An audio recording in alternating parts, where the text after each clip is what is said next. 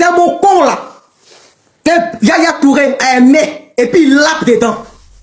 C'est ce qu'il a aimé et puis il lappe dedans. Donc tu ne dis absolument rien. Dans la vie, chaque personne a son karma. Voici le karma de notre légende Yaya Touré, Anicet Konan. Dit Touré désormais, elle a rajouté Touré sur son nom. Moi je vous dis Gola, elle a des origines iraniennes. Son affaire ne finit pas.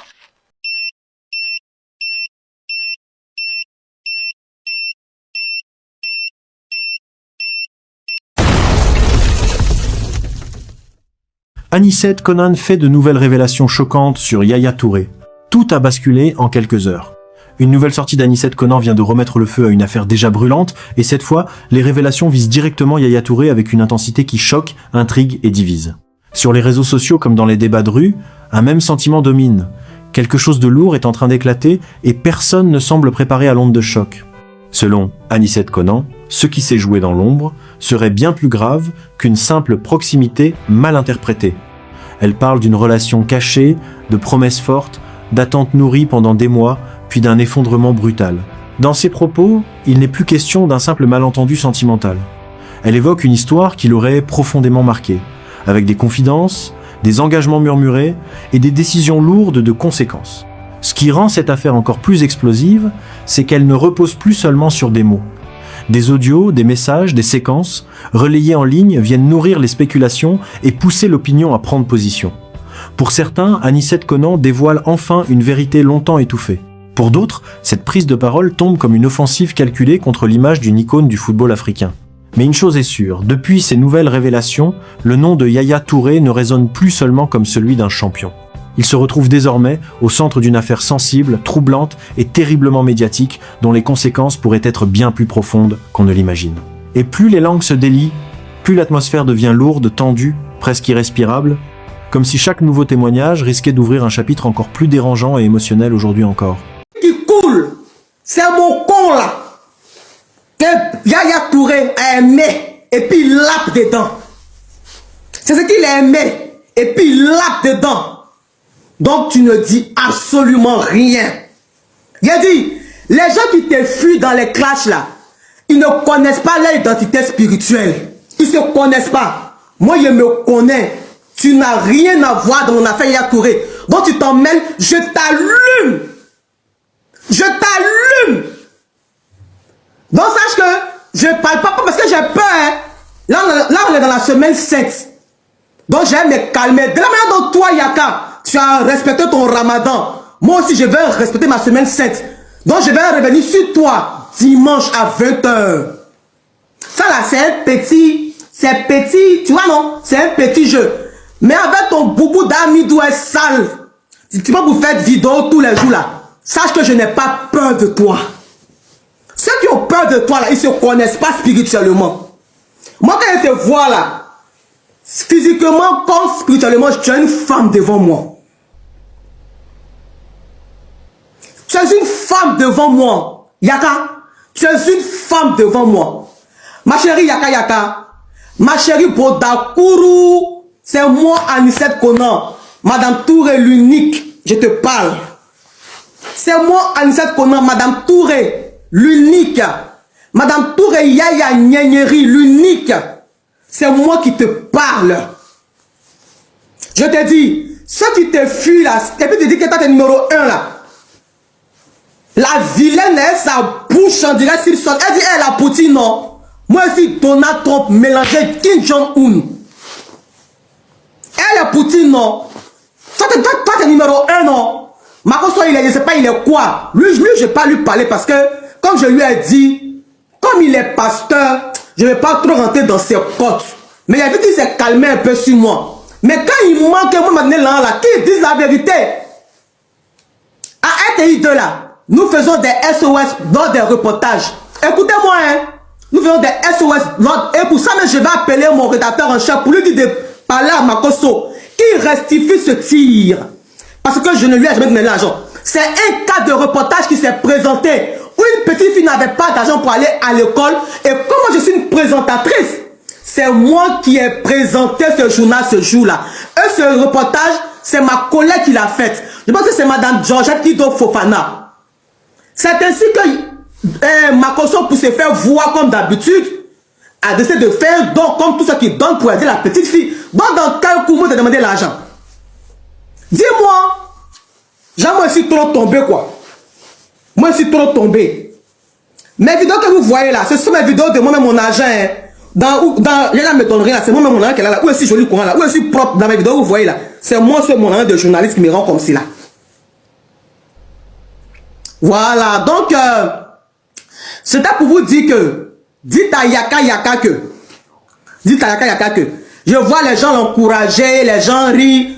Et puis ce qui me cœur, sur 30 commentaires, 35 et 25 sont des noms du Nord. C'est dommage. C'est dommage. Big up, bisous à mes beaux qui sont censés. À mes beaux du Nord qui sont censés. À mes beaux du Nord qui sont censés. Et qui mettent leur soeur à ma place et puis disent que M. Touré, mon mari, n'a pas bien fait. Voilà. Comme je l'ai dit, je le répète. C'est quelqu'un qui ne nous a, c'est pas nous deux, qui nous a bien mal dans le dos en faisant sortir la vidéo. Et je demande toujours pardon à mon mari parce que ça l'a rabaissé. Je lui demande pardon pour ça. Même s'il faut même que je me mette en genoux, je vais le faire. Parce qu'aujourd'hui, son image est entachée à cause de ça. Je lui demande pardon. Je pleure même tous les jours pour ça. Je pleure toujours pour ça. Oui, il m'a parlé mal, ça fait rien. Il m'a chosifié, ça fait rien. Parce que je vois les gens qui me disent non, le combat continue. Et puis sachez que c'est pas que je demande pardon que le procès est fini. Non, le procès, c'est pas la guerre. Vous savez, un procès, c'est pour juste un dédommagement. C'est pas parce que je suis en procès que c'est vrai, il y a des mal, non. Il y a avec moi là, il y a une liaison, on s'est aimé, il y a eu rapport même, très poussé, sauf le Bodacrou. Donc, s'il vous plaît, calmez-vous et puis dites à Yakanus que moi, Anicet Konan, je dis que il m'a promis une plainte.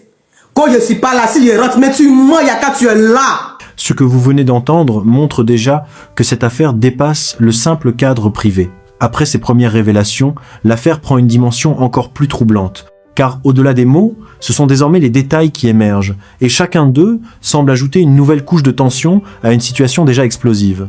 Anicet Konan ne se contente plus de raconter, elle décrit, elle précise, elle insiste sur chaque moment, comme pour reconstruire devant le public une histoire qu'elle affirme avoir longtemps gardée dans le silence. Elle évoque des débuts discrets, presque anodins, des échanges simples, des conversations qui s'installent progressivement, puis une proximité qui devient de plus en plus intense. Selon elle, tout aurait été fait pour rester caché, loin des regards indiscrets. Une relation dans l'ombre, protégée, mais aussi fragile, car dépendante de secrets et de promesses. Ce qui marque, dans son récit, c'est la manière dont elle décrit l'évolution de cette relation. Au départ, elle parle d'un homme attentif, présent, rassurant, puis, au fil du temps, elle évoque un changement. Une distance qui s'installe, des réponses qui se font rares, une communication qui devient instable. Et c'est précisément à ce moment-là que, selon ses déclarations, tout aurait basculé. Elle affirme que des décisions importantes auraient été prises dans un climat de confusion et de pression, des discussions tendues, des désaccords profonds, et surtout un sentiment d'abandon qui revient constamment dans ses propos. Pour elle, ce n'est pas seulement une histoire qui s'est terminée. C'est une chute brutale après des attentes qu'elle juge légitimes. Pendant ce temps, sur les réseaux sociaux, la situation devient incontrôlable. Les internautes s'emparent de l'affaire, analysent chaque mot, chaque image, chaque extrait partagé. Certains tentent de reconstituer la chronologie, d'autres prennent position de manière radicale. Très vite, deux camps se forment et la tension monte. D'un côté, ceux qui soutiennent Anicet Konan. Ils estiment que sa prise de parole est courageuse, qu'elle ose dire tout haut ce que beaucoup gardent pour eux. Ils voient dans ses déclarations une forme de libération, mais aussi une dénonciation d'un rapport de force déséquilibré. De l'autre, les défenseurs de Yaya Touré. Pour eux, cette affaire est suspecte, exagérée, voire manipulée. Ils dénoncent une tentative de salir l'image d'un joueur respecté, d'un homme qui a marqué l'histoire du football africain. Ils appellent à la prudence, rappelant que les accusations doivent être vérifiées avant d'être acceptées comme des faits. Et au milieu de cette tempête, une question revient sans cesse. Où se situe la vérité? Mais ce qui relance encore plus l'affaire, ce sont les éléments qui continuent de circuler. Des audios supposés, des messages privés, des fragments de conversation. Chaque nouvelle publication relance le débat, ravive les tensions et pousse encore plus de personnes à s'exprimer. Yaya Touré, à part lèvres roses, c'est pas que je lis sur lui, son long cou là, ou bien c'est long pied là. Ton modèle qui est compliqué comme ça, on dirait funérailles ghanéen là. Yaka, ta bouche on dirait anus là. Tant pis, Yaya est parti. Makoso, là je bouche on dirait caniveau là. Oh, il veut sim 2, il veut prendre ma chance. Il peut jamais mourir mon boudin, jamais de la vie. Hey! Il ne suis pas aussi maudite que ça. Il me demandait ça, je lui disais non, c'est si tu me maries, tu as ce pouvoir sur moi. Si tu dis que non, tu es sa petite chérie, son déquali, pourquoi tu n'es pas donné sim 2? Tant qu'il n'y a pas d'engagement, mon anus ne peut pas lui appartenir. What? C'est quand il y a un engagement, tu dois tout à ton mari. Ah bon? Mais tu l'as envoyé des nudes, non? Voilà. Je ne lui ai jamais envoyé de nudes. Tu mens. Quand il me demandait, je lui envoyais peut-être en fonction unique. Jusqu'à venir nous dire que Yaya Touré qui a fini de jouer à Manchester City va vouloir prendre l'étoile d'une petite animatrice inconnue perdue. Toi là ma chérie, même ton étoile gratuite, on dit Makoso tiens, j'ai dit pardon, réponds.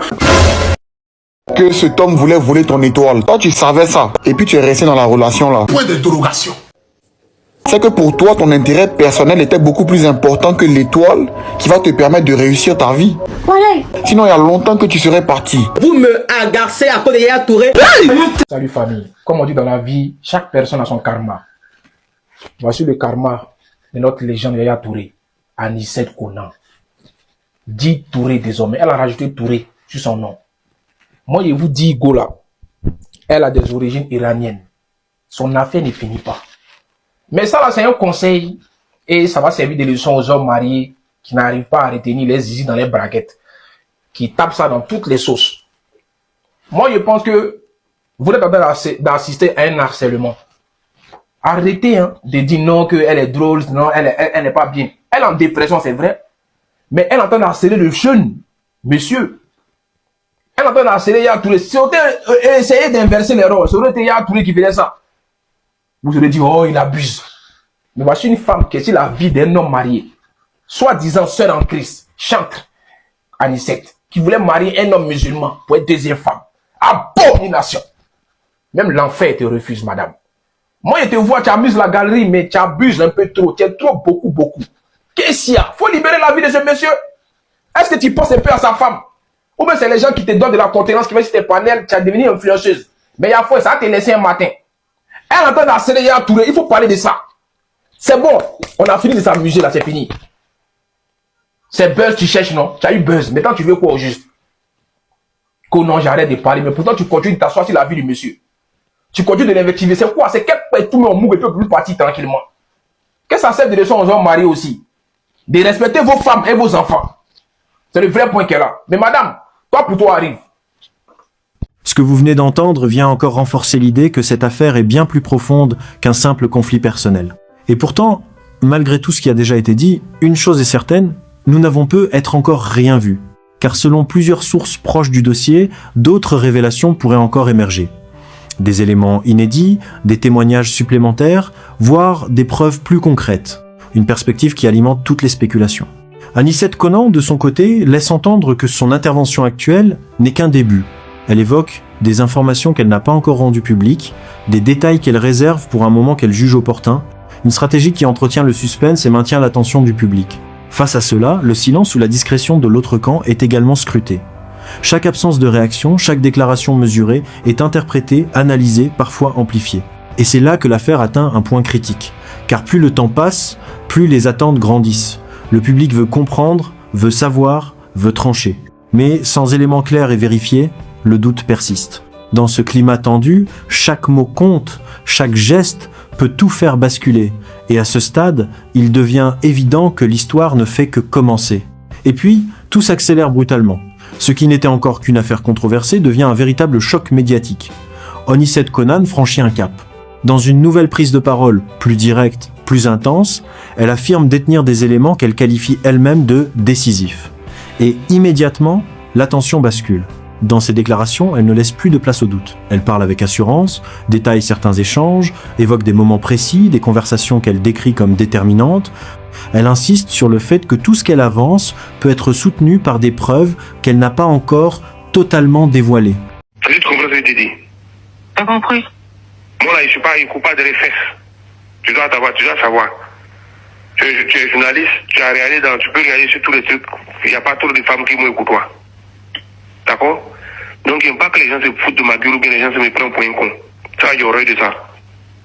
Je suis désolée. Non, faut pas me dire que tu es désolé puis demain tu as recommencé. C'est ça qui va me plus m'énerver. Maintenant que tu me connais, tu dois savoir ça maintenant. Parce que moi, tu peux pas me dire oui, je m'excuse, et puis demain tu reprends. Donc, moi, ça veut dire quoi? On n'avance pas, on recule. Bon, j'ai compris. C'est aussi simple. Moi, je peux t'appeler tous les jours, c'est moi le problème. C'est pas tous les jours, c'est moi qui t'ai appelé, non? C'est toi qui m'as appelé, c'est moi qui t'ai appelé. Moi, il n'y a pas de problème à t'appeler, pas de problème à rester toi ou bien gentil ou correct. Mais moi, il pense à toi aussi ton bien. Si tu te lèves, tu dis, ouais, il y a le général Wu et que je suis enceinte. Oui, tu es enceinte. Tu veux, je vais le garder. Mais moi, si je veux, peut-être tu me le donnes et moi, je me garde. Mais s'il voit que c'est pas que ça va pas être quelque chose de quelque chose de correct pour toi, ni pour moi, pourquoi tu veux le garder? Moi, je vais le voir peut-être une fois chaque 1 an. Parce que tu sais où il travaille. Il ne vit pas en Côte d'Ivoire. Côte d'Ivoire ici, il vient pour me reposer. Parce qu'ici, il n'y a pas de projet. Donc, il va aller forcément où il y a mon projet, où il y a mon futur. Donc, tu vas pas me mettre un enfant au monde là juste pour l'avoir, parce qu'il sera ta mascotte, c'est pas normal. Pardon? Et puis demain, Mascotte? j'ai dit, tu vas pas mettre un enfant au monde parce qu'il va être ta mascotte, ou demain, tu as dit oui, c'est rentré, non, hein. Ça ne marche pas comme ça. Quand tu vas avoir, tu me demandes, voilà, j'ai ça, qu'est-ce que tu en penses? Mais tu m'avais dit que tu voulais qu'elle tombe enceinte, non? Ou bien c'était de la plaisanterie? Pas maintenant. Ah. Aujourd'hui, là, je vis où? Toi, mais te poses la question, je vis où? Selon toi. Tu travailles où? Je te pose la question. À Londres? Alors? Tu m'appelles à combien de kilomètres, et à quelle heure tu m'appelles pour me dire, ouais, l'enfant il est malade, il faut bien, et puis l'enfant il voit les. Pas arrêter de courir. Quand tu fais des choses, là, pas penser à toi seul. Tu sois pas là pour dire, oui, c'est comme ça. Il sait que tu as déjà eu un enfant, mais l'enfant là, c'est pas quelque chose, il y a éducation, il y a compréhension, il y a entretien, il y a tout ce qui va autour. Il y a la responsabilité. Tu peux pas mettre un enfant au monde comme ça, puis demain, il va se lever, il va te détester pour rien. Parce que tu n'as jamais été à côté de lui. Donc, il ne faut pas créer des monstres à côté des gens. Si moi te dis c'est bon, si je te dis c'est bon, ok. Si tu dis non, tu respectes et puis tu avances. Et puis on fait les choses pour avancer, c'est tout.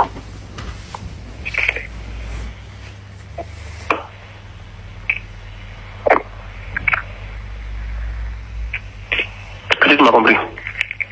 J'ai compris, donc qu'est-ce que je dois comprendre? Je dois comprendre que maintenant c'est dans les premiers temps. Va voir un docteur et puis tu t'arranges pour faire le truc, c'est tout. Ne rigole pas pour penser que je suis un fou. Okay? Je ne rigole même pas du tout. Alhamdoulilah. J'espère que ce que tu dis là, tu comprends bien, c'est tout. Sinon, tu vas plus me parler, c'est ça? Tu as plus de parler, c'est besoin de plus te parler. Tu as plus demandé de parler, si on veut plus amener de parler, c'est de parler encore. C'est parce qu'il te respecte et c'est parce qu'il y a un peu de considération, même il y a des considérations pour toi-même qui t'a appelé.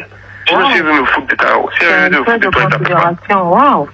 Ce que vous venez d'entendre montre à quel point cette affaire est devenue un véritable phénomène public, dépassant largement le cadre initial. Et pourtant, malgré cette intensité, malgré ces révélations, une question demeure. Une question que personne ne semble encore capable de trancher définitivement. Qui dit réellement la vérité? À ce stade, une chose est claire. Cette affaire a dépassé toutes les limites d'un simple conflit privé. Elle s'est transformée en un véritable phénomène médiatique, où chaque mot, chaque silence, chaque réaction devient un élément analysé, interprété, parfois amplifié. Anicet Conan, en décidant de parler, a ouvert une porte qui semble désormais impossible à refermer. Son récit, chargé d'émotions, de détails et de sous-entendus, a touché une partie du public qui y voit une vérité longtemps cachée. Pour ces personnes, il ne s'agit pas seulement d'une histoire entre deux individus, mais d'une situation qui soulève des questions plus larges sur les relations, le pouvoir et les conséquences des promesses non tenues. En face, les soutiens de Yaya Touré restent fermes. Ils rappellent son parcours, son image, son influence positive dans le football africain. Pour eux, cette affaire doit être traitée avec prudence, et rien ne doit être considéré comme acquis sans preuve claire et vérifiée. Ils dénoncent également les jugements rapides et les conclusions hâtives qui circulent massivement sur les réseaux sociaux. Et c'est précisément là que réside toute la complexité de cette situation. Car, entre les déclarations, les réactions et les interprétations, la vérité semble se perdre dans un flot constant d'informations et d'émotions. Le public, lui, oscille entre empathie, doute et curiosité. Mais au-delà des camps, au-delà des débats, une réalité s'impose. Cette affaire a déjà laissé des traces. Elle a marqué les esprits, bouleversé les perceptions et installé un climat de tension qui ne disparaîtra pas du jour au lendemain. Et surtout, elle n'est probablement pas terminée, car si Anicet Konan tient ses promesses de nouvelles révélations, si d'autres éléments viennent confirmer ou contredire ses propos, alors tout pourrait encore basculer. L'opinion pourrait changer, les positions pourraient évoluer et ce que nous pensons savoir aujourd'hui pourrait être totalement remis en question. Alors une dernière question se pose, sommes-nous face à une vérité qui dérange ou à une histoire encore incomplète qui cache bien d'autres secrets ?